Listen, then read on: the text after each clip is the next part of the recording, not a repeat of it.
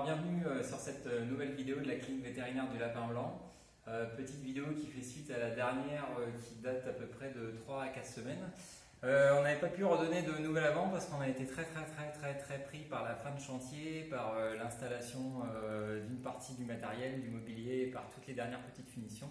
Je vous propose qu'on fasse un petit tour de l'avancée des travaux qui sont quasiment finis pour une ouverture prochaine prévue fin septembre.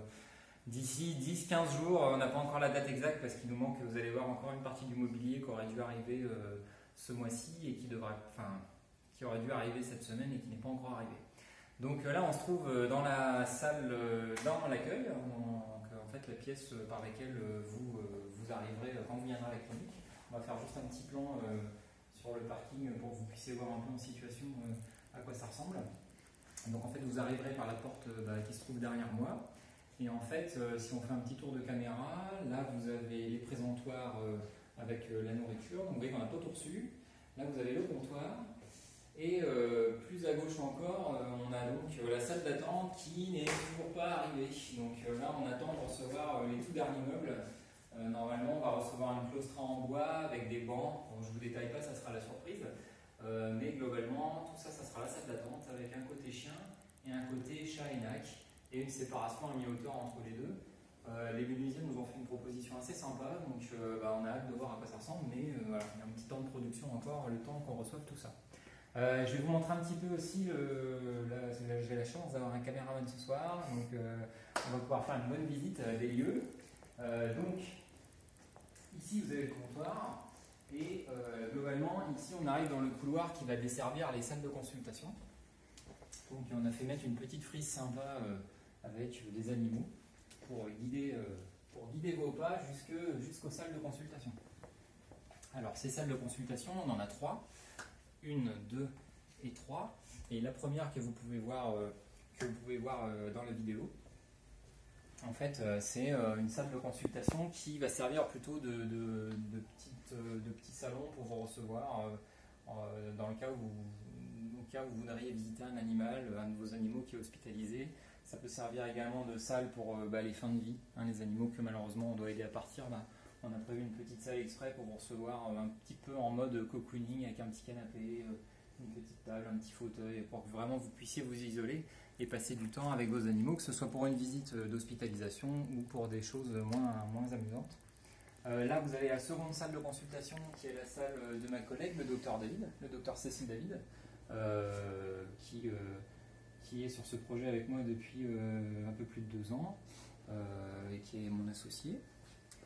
Et après, la troisième salle de consultation et donc la dernière, c'est ma salle qui est ici. Donc ne faites pas gaffe au bazar parce qu'il y en a partout, parce que là on a encore beaucoup de paperasse à gérer, donc voilà. Ça sera plus rangé que ça quand vous viendrez. La grosse nouveauté, c'est que la salle de soins et la salle de chirurgie sont quasiment fonctionnelles à 100%.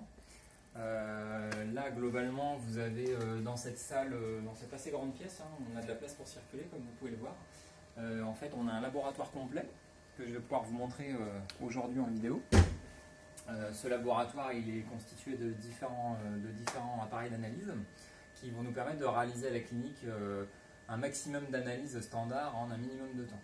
Donc, globalement, on a un microscope, une centrifugeuse, un appareil d'analyse urinaire, un appareil d'analyse hématologique pour le dosage des globules rouges, des globules blancs et des plaquettes, un appareil d'analyse biochimique pour le dosage de tout ce qui est cholestérol, urée, créatinine, taux de glucose, etc. On a un poste informatique pour pouvoir consulter la fiche des animaux hospitalisés, un réfrigérateur avec les consommables nécessitant d'être réfrigérés, et juste en face du laboratoire, on a la zone vraiment réservée aux soins, qui est constitué en fait d'un plan de travail central situé à mi-distance des 2 postes de travail principaux de la clinique, qui sont le poste table de soins classique et le poste table de toilettage table humide. Alors, la différence entre ces 2 tables, c'est qu'en fait cette table-là, elle est munie, c'est une table de toilettage en fait, elle est munie d'une arrivée d'eau qui va permettre de réaliser tous les soins. Alors ça peut être des soins de nettoyage, des soins de dentisterie, parce qu'on a un équipement de dentisterie complet. On a un appareil d'anesthésie gazeuse et un appareil à oxygène pour anesthésier les animaux dans des bonnes conditions pour les opérations dentaires, c'est-à-dire les détartrages, les extractions de dents. Et sur cette table-là, on va plutôt réaliser les soins entre guillemets propres, c'est-à-dire les poses de pansement, les poses de cathéter, les prises de sang, et surtout, le plus important, la préparation chirurgicale des animaux, c'est-à-dire une fois que votre animal est anesthésié, en général il est préparé pour la réalisation de la chirurgie, c'est-à-dire qu'on va le tondre, on va bétadiner sa peau, tout ça, ça va se faire sur cette table. Toutes les tables qu'on a choisies, en fait, elles sont électriques, donc ça évite au personnel de s'abîmer le dos. C'est des tables qui montent et qui descendent avec une commande, soit une pédale dans les salles de consultation, soit c'est en manuel avec une télécommande. C'est des tables qui font vraiment pas de bruit. Et là on les a pas reçues, mais toutes ces tables vont être munies d'un tapis antidérapant pour que vos animaux n'aient pas froid et ne puissent pas se blesser en glissant sur la table. Sur ce plan de travail, on a vraiment tous les consommables standards sont à disposition des vétos et des assistantes rapidement. Donc là on a vraiment toutes les aiguilles rangées par taille, toutes les seringues, tous les cathéters, et après dans chaque tiroir on a une fonction. Ce tiroir là on va avoir tous les injectables, que ce soit les antibiotiques, les anesthésiques, les injectables d'urgence, etc. Ici on a tout un tiroir réservé à la dentisterie, avec tout l'équipement de dentisterie utile, des fraises pour extraire les dents, des appareils pour polir ou pour détartrer les dents, une radiographie dentaire qui n'est pas encore installée mais qu'on va recevoir prochainement. On a aussi également tout le stock qui sert aux perfusions et aux transfusions sanguines. Donc on a vraiment ordonné tous les tiroirs de manière à ce que ça soit le plus fonctionnel et de manière à ce que ça soit bien rangé et que n'importe quelle personne qui travaille ici, même un stagiaire, puisse trouver facilement le produit qu'il cherche sans se tromper. Et puis après on a deux autres tiroirs, un tiroir où on a tout ce qui sert au sondage urinaire et au sondage digestif, c'est-à-dire les lavements, les poses de sonde urinaire, les poses de sonde naso-œsophagienne pour les animaux qui ne mangent pas. Et là, tout le matériel qui est réservé à la contention, c'est-à-dire on a des serviettes pour contentionner les chats sans les blesser. Les contentionner, ça veut dire les tenir en toute sécurité pour pouvoir les examiner. On a des muselières pour les chiens, des gants dans le cas où on manipule des animaux un petit peu agressifs. Donc là, en fait, on a vraiment ordonné au maximum la clinique de façon à ce qu'on puisse s'y retrouver facilement. Pareil pour le côté laboratoire, on a vraiment tout ce qu'il faut pour faire les analyses à la clinique, des tubes et des flacons de toute contenance et de tout type. On va travailler également en partenariat avec un laboratoire externalisé pour toutes les analyses qui ne sont pas réalisables chez les cliniques véto. Donc il y a une partie des analyses qu'on est toujours obligé d'envoyer à l'extérieur, un peu comme les médecins font faire des examens à leurs patients. Nous, c'est vrai que des fois on est obligé de déléguer une partie des analyses, mais c'est commun à tous les vétérinaires. Voilà, donc là on a tout ce qu'il faut, et là on a vraiment tout le matériel un petit peu plus spécialisé, une boîte pour l'examen ophtalmologique, une boîte avec des inhalateurs pour les animaux pour les chats qui font de l'asthme, une boîte d'autopsie parce qu'on réalisera les autopsies pour les gens qui souhaitent faire autopsie à un animal décédé pour connaître la cause de son décès et savoir s'il est mort de quelque chose d'éventuellement contagieux pour les autres animaux. Et ici on a des appareils un petit peu plus spécifiques. On a, pour faire très simple, un appareil qui sert à mesurer la pression artérielle, un appareil qui sert à mesurer la pression oculaire, comme chez l'ophtalmo, un appareil qui sert à faire des fumigations et des nébulisations, une lampe qui permet la recherche des mycoses, de certaines formes de mycoses cutanées chez les chiens et les chats. Donc on est assez bien équipé à ce niveau-là, on n'a pas trop regardé sur l'équipement, de manière à pouvoir vous offrir un panel de services le plus complet. Et surtout, le plus important pour nous, c'est avoir des diagnostics rapides et le plus possible au sein de la clinique, de manière à ce que vous ayez que votre animal puisse bénéficier d'un diagnostic et d'un traitement et d'une prise en charge la plus rapide et la plus efficace qui soit. Alors, on va voir maintenant la deuxième partie de la salle, qui est le bloc chirurgical. Bloc chirurgical qui sera après fermé ici par une verrière, qu'on n'a toujours pas reçue, mais normalement, ça va être cloisonné par une grande barrière en verre de manière à séparer le petit chirurgien de la préparation. Et en fait, le bloc chirurgical, là, je vais pouvoir vous le présenter aujourd'hui parce qu'on a fini de tout recevoir. Donc on a une table de chirurgie. Voilà, elle n'est pas branchée, mais elle est électrique également. On a un appareil d'anesthésie avec un monitoring cardiaque respiratoire, un bistouri électrique et un aspirateur chirurgical en cas de saignement ou de liquide à aspirer. Et puis ici on a des petites couleuses pour les NAC, pour on a disposé ici à côté de la table de chirurgie de manière à pouvoir, après avoir opéré un petit animal, le mettre en couveuse et pouvoir surveiller son réveil en toute sécurité. Ici, sur ce plan de travail, là vous avez la zone où les chirurgiens se préparent pour les opérations, avec tous les antiseptiques et les savons chirurgicaux qu'il faut pour ça. Et en fait, dans cette zone, on va avoir tout le matériel, tout le stock de consommables, c'est-à-dire les stocks de compresses, d'aiguilles, de seringues, de cathéters. On a encore tous les stocks en fait, de tout ce qui est consommable médicaux standard. Et là, on a le stock de tout ce qu'il faut en pansement. Et ici, on va avoir vraiment les tiroirs qui sont dédiés à l'anesthésie et à la chirurgie. Donc globalement, on a un tiroir avec toutes les boîtes opératoires. Donc à chaque couleur correspond un type d'opération.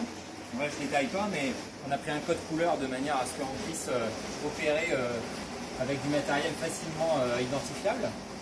Là, ici, vous avez tous les consommables chirurgicaux, c'est-à-dire les fils, les lames de bistouri, les compresses spécifiques, type compresse hémostatique, pansement particulier pour la cicatrisation de la peau, les matériels pour réaliser les biopsies, etc., etc.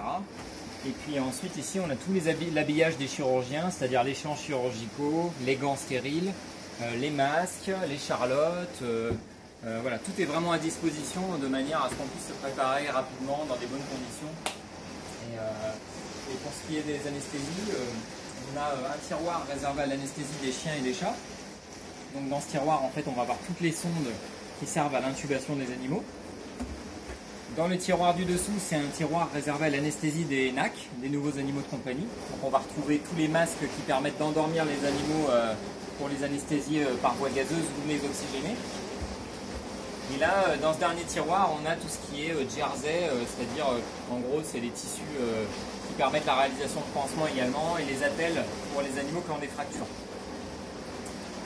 Une fois que les animaux sont opérés, on va les transférer dans les blocs d'hospitalisation. Ces blocs d'hospitalisation, ils communiquent globalement, visuellement avec la salle de soins, de manière à ce que la personne qui est en poste dans la salle de soins puisse d'un coup d'œil regarder et surveiller tous les animaux et pouvoir repérer s'il y a un réveil qui se passe pas correctement, on va pouvoir réagir immédiatement. Alors, ici, comme la porte l'indique, on est dans le chenil, donc on a fait mettre une petite signalétique sympa. Et surtout, on a fait mettre des vitres à toutes les portes de manière à laisser les animaux au calme tout en pouvant les surveiller de l'extérieur sans avoir à les perturber. Là, on fait la vidéo aujourd'hui parce que ce matin, on a enfin reçu tous les box d'hospitalisation. Donc là, on va pouvoir vous montrer à quoi tous ces box ressemblent. Donc, globalement, là, on a 4 box vitrées pour les petits chiens. Donc on a choisi du vitré pour avoir un aspect un petit peu plus sympa et puis plus facilement nettoyable.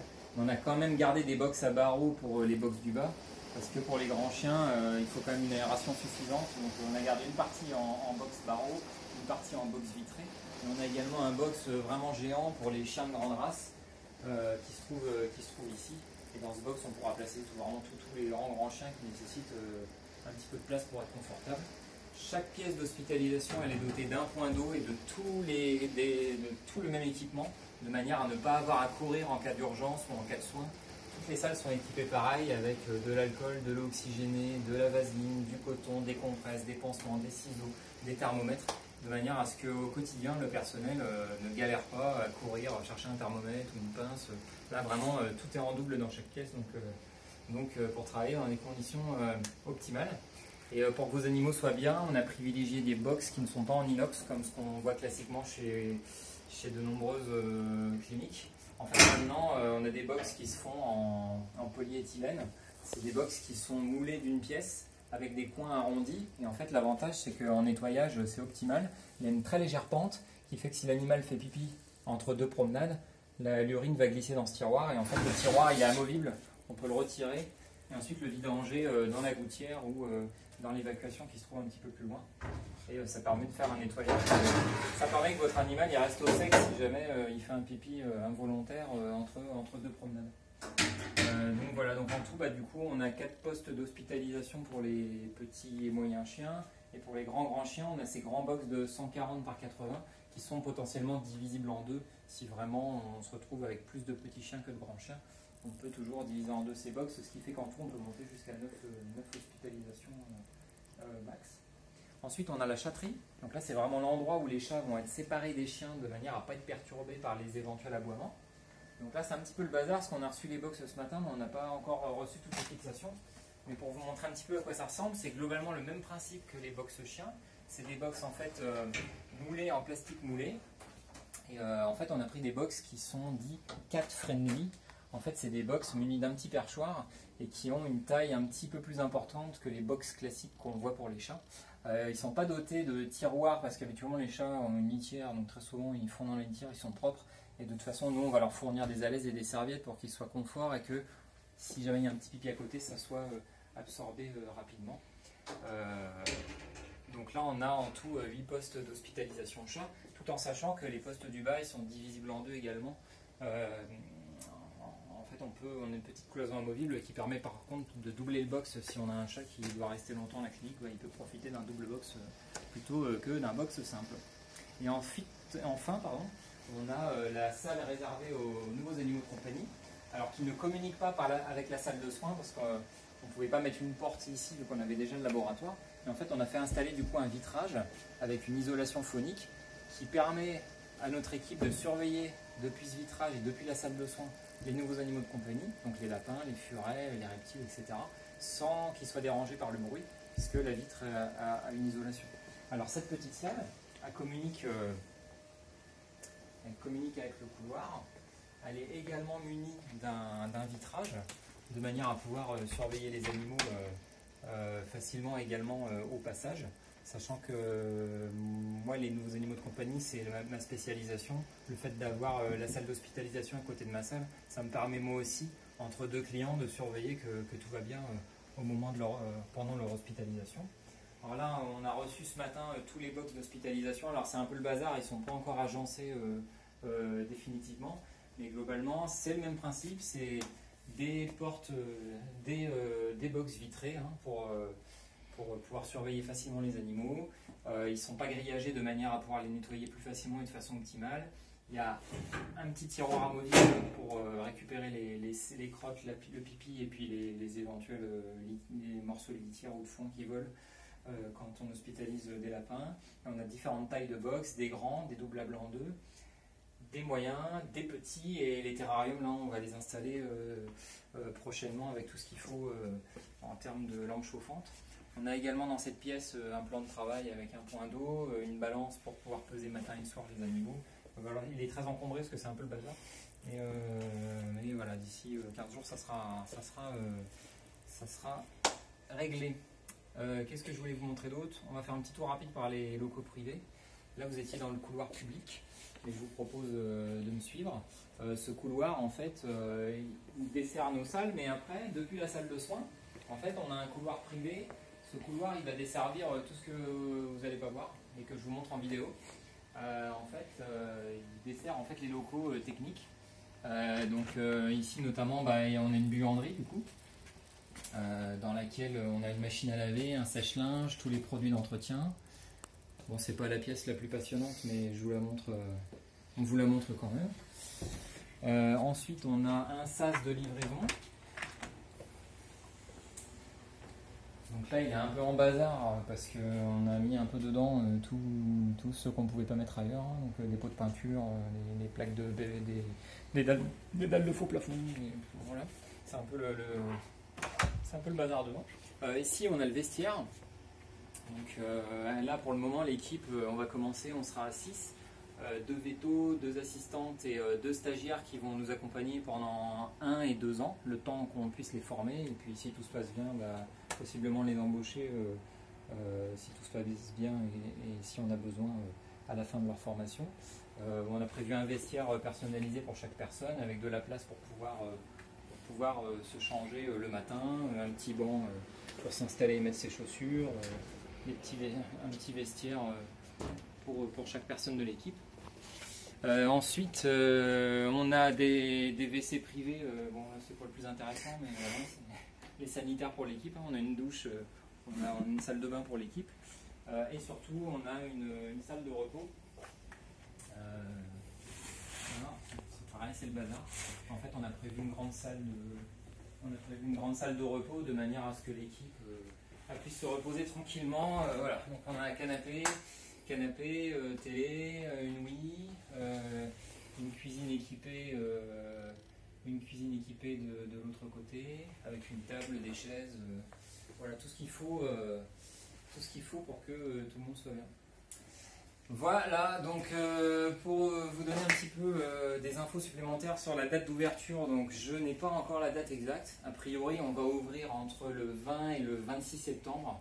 En fait, la seule chose qu'on attend pour connaître la date, c'est qu'on n'a pas la date de livraison exacte du mobilier d'accueil qui doit nous être livré entre le 19 et le 26. Donc une fois qu'on aura fini de recevoir tout ce mobilier qui va nécessiter quand même une bonne journée, voire 2 jours d'installation, parce que c'est assez conséquent, on aura tout pour vous recevoir dans des bonnes conditions.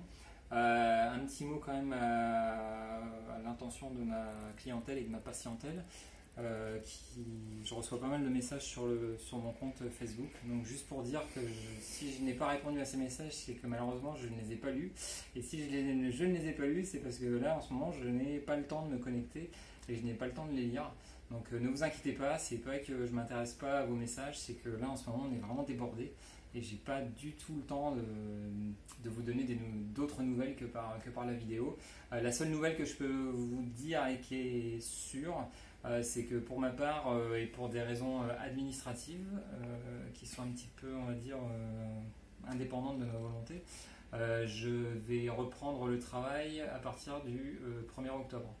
Donc la clinique va certainement ouvrir quelques jours avant que moi je puisse reprendre les consultations. Donc je commencerai à consulter à partir normalement du samedi 1er octobre et on ouvrira normalement les prises de rendez-vous à partir de courant de semaine prochaine. Normalement le téléphone sera débloqué pour que vous puissiez commencer à caler vos premiers rendez-vous. Donc les premiers jours d'ouverture ils seront assurés uniquement par ma collègue le docteur Cécile David et moi j'arriverai un petit peu après. C'est pas vraiment dépendant de ma volonté, c'est plus que administrativement c'était plus simple que je commence au début d'un trimestre. Donc en gros voilà, j'aurais bien commencé la date de l'ouverture, mais il faudra attendre sûrement encore une petite semaine avant que je puisse rejoindre l'équipe. Et en attendant, je vais finaliser un peu de paperasse qu'on est en train de. En fait, on a plein d'autres choses à gérer en parallèle du suivi du chantier qui est bientôt fini. Donc voilà, tout ça pour dire qu'on va ouvrir entre le 19 et le 26. J'ai pas la date exacte. Au départ, ça sera uniquement le docteur Cécile David qui consultera, donc sur un planning un petit peu plus allégé que si on était deux. Et après cette semaine où elle sera toute seule, moi j'embrayerai à partir normalement, si tout va bien, mais je vous confirmerai, à partir du samedi 1er octobre. Voilà, nos horaires de consultation, donc on sera ouvert de 8h30 à midi et de 14h à 19h du lundi au vendredi, et le samedi de 9h à 14h, et on fera partie du système de garde d'Orléans pour tout ce qui est urgence et consultation en dehors des heures d'ouverture, mais ça on vous expliquera tout ça prochainement. Voilà, un grand merci à tous et à toutes pour votre patience, pour votre fidélité et surtout pour votre patience parce que je sais que voilà, ça fait très très long. Mais pour nous aussi et on a hâte de vous recevoir dans des beaux locaux. Voilà, je vous souhaite une bonne soirée, un bon week-end et à très bientôt. Au revoir.